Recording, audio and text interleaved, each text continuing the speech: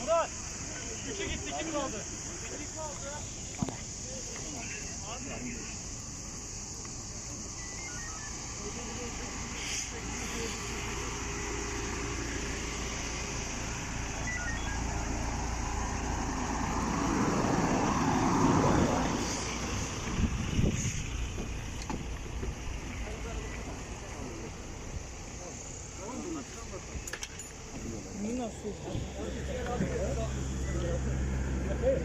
Ha?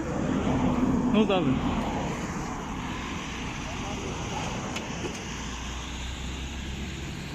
Bu abiyi nereye oturtacaksınız?